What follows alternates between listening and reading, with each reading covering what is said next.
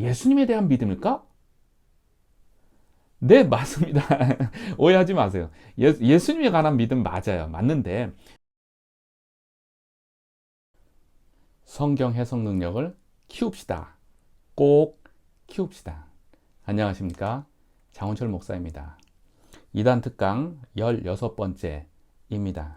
가인과 아벨 이야기 두 번째입니다. 아벨의 믿음은 과연 무엇일까? 라고 하는 주제입니다. 우리는 앞에서 창세기 4장의 가인과 아벨 이야기를 이미 살펴본 바가 있죠. 이단 특강 두 번째 시간에 우리는 이미 살펴보았습니다. 미혹의 질문, 가인의 제사는 왜 안 받아? 뭐 이런 제목이었었죠. 하나님은 왜 가인의 제사는 안 받고 아벨의 제사는 받았을까에 대한 내용에 대한 접근이었어요. 결론적으로는 가인과 아벨의 재물의 어떠함, 재물이 많고 적었느냐, 또는 동물의 제사였느냐, 곡식의 제사였느냐 등등 이러한 이유 때문이 아니고 무엇 때문이라고 그랬어요? 생각나십니까? 네, 믿음 때문입니다 였었죠. 가인과 아벨의 이야기를 히브리서 기자가 그것을 설명해 놓은 것이 있어요. 히브리서 11장 4절을 근거해서 우리는 설명했죠. 역시 관주를 통해 가지고 우리가 찾아본 것이죠. 히브리서 11장 4절을 보니까 믿음으로 아벨은 가인보다 더 나은 제사를 하나님께 드림으로 의로운 자라 하는 증거를 얻었으니 라는 거였어요. 그래서 히브리서 기자가 가인과 아벨의 사건을 해설해 주는 거죠. 결론이 뭐예요? 믿음으로의 차이였었다라는 것입니다. 그래서 성경이 성경을 해석해 주는 놀라운 방법을 우리는 한번 맛본 적이 있었죠. 믿음 때문이다라는 것입니다. 자, 오늘은 그 이야기를 조금 더 깊이 있게 한번 들어가 보겠습니다. 문맥을 통하여서 그 아벨의 믿음이 정말 구체적으로 무엇이었을까라고 하는 것을 살펴보려고 하는 것입니다. 우리는 믿음 때문이다라고 하면 쉽게 예수님에 관한 믿음이다 이렇게 결론을 짓게 되잖아요. 자, 아벨의 믿음이 정말 창세기 4장이에요. 이제 창세기 4장에서 아벨이 가졌던 믿음이 저 멀리 있는 예수님에 대한 믿음일까? 네, 맞습니다. 오해하지 마세요. 예수님에 관한 믿음 맞아요. 맞는데 예수님까지 바라보기는 너무 멀잖아요. 그러니까 아벨이 예수님을 바라볼 수 있는 믿음을 가진 근거라고 하는 것이 무엇인가 조금 있어야 되는 것 아니겠어요? 어떤 근거, 그 근거가 무엇인지를 조금 더 깊이 있게 살펴보자라고 하는 것입니다. 당시 상황에서 아벨이 가질 수 있었던 믿음 무엇인가 하는 것입니다. 자, 창세기 4장으로 한번 돌아가 보죠. 다시 한번 돌아가 보죠. 창세기 4장의 문맥의 폭을, 글의 흐름의 폭을 좀 확장해 보겠습니다. 앞으로 가보겠습니다. 창세기 1장서부터 한번 우리가 쭉 읽어본다고 하면 창세기 1장과 2장은 천지 창조와 함께 에덴 동산을 창설하셨고 그 에덴 동산 안에 가인과 아벨, 아담과 하와죠. 아담과 하와를 그 에덴 동산에 두셨습니다.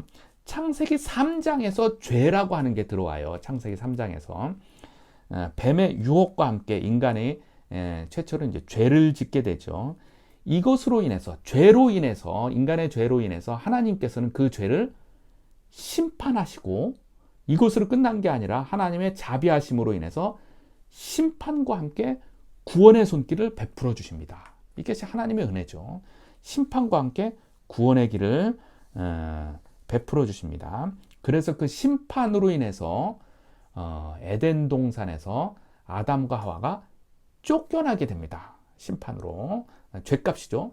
심판으로 쫓겨나게 되는데 그것으로 끝이면은 인류는 영원히 멸망당했을 것입니다. 그런데 하나님의 무한하신 자비하심과 무한하신 은혜로 말미암아 구원의 손길이 동시에 주어지게 됩니다. 그것이 창세기 3장 15절 말씀이에요. 이건 매우 중요합니다. 창세기 3장 15절 다음과 같이 되어 있죠. 내가 너로 여자와 원수가 되게 하고 내 후손도 여자의 후손과 원수가 되게 하리니 여자의 후손은 내 머리를 상하게 할 것이요 너는 그의 발꿈치를 상하게 할 것이니라 하시고, 이 말씀이에요. 하나님께서 인간을 유혹한 뱀에게 하신 말씀이죠. 내용이 뭡니까? 뱀과 여자가 원수가 된다라는 거예요. 당연하죠. 이 여자가 뱀의 유혹으로 말미암아 심판을 받아서 에덴 동산에서 쫓겨났기 때문에 당연히 원수가 됩니다. 그런데 창세기 3장 15절은 이것만이 아니라 뱀의 후손과 여자의 후손도 원수가 되게 된다라고 하는 말씀이에요. 이 말씀은 곧 원수 관계가 대대로 이어진다는 그런 말이죠. 대대로 이어진다는 말입니다. 그 원수 관계가 이렇게 정리가 되게 결론이 나게 되는데 이런 말이죠. 뱀의 후손이 여자의 후손의 발꿈치를 상하게 하고 여자의 후손은 뱀의 머리를 상하게 한다라고 그렇게 표현되어 있는데 한국말로 동일하게 상하게 한다라고 되어 있어요. 뱀의 후손은 여자의 후손의 발꿈치를 상하게 하고 여자의 후손은 뱀의 머리를 상하게 한다라고 하는데 상하게 한다라고 하는 의미를 조금 더 찾아보기 위해서 영어 성경 NIV를 보니까 조금 차이가 있어요. 단어의 차이가. Crush your head, 그 다음에 strike his heel. Crush your head. 이 crush하고 이제 strike의 차이점이 조금 있는데 이것을 조금 더 의미를 살려서 보면 이런 말입니다. 여자의 후손은 뱀의 머리를 박살내게 할 것이며 반면에 뱀의 후손은 여자의 후손의 발꿈치, 저 밑에 발꿈치를 좀 상하게 한다, 좀 다치게 한다라고 하는 그런 말입니다. 즉 여자의 후손이 뱀의 머리를 박살내게 함으로 말미암아 최후의 승리는 여자의 후손이 최후의 승리를 얻게 된다라고 하는 그런 말씀입니다. 아담과 하와가 가질 수 있었던 믿음은 바로 이것이었어요. 그죠? 근거가 뭐예요? 믿음의 근거가 뭐예요? 처음으로 내려준 심판과 함께 내려준 구원의 손길, 구원의 말씀, 창세기 3장 15절. 그것이 아담과 하와가 가질 수 있었던, 그리고 의지할 수 있었던 하나님의 말씀이고 가질 수 있었던 믿음이지요. 여자의 후손이 죄의 근원인 사탄을 박살내고 결국 승리하게 되고 회복하게 될 것이다 라고 하는 말씀이에요. 이것을 곧 우리는 원복음, 오리지널 복음, 맨 처음 복음이라고 부릅니다. 오리지널 복음이에요. 창세기 3장 15절이 오리지널 복음, 원복음, 최초의 복음인 것입니다. 자, 그럼 이제 여자의 후손은 누구를 말하는 것일까요? 그리고 그 당시에 아담과 하와는 여자의 후손이라고 말씀하셨을 때 그것을 누구라고 이해를 했을까요? 입니다. 에덴 동산에서 쫓겨나온 이후에 아담과 하와는 아들을 낳았죠. 그 아들의 이름이 가인입니다. 가인을 낳고 나서 아담과 하와는 그가 이제 내가 여호와로 말미암아 득남하였다라고 말을 했어요.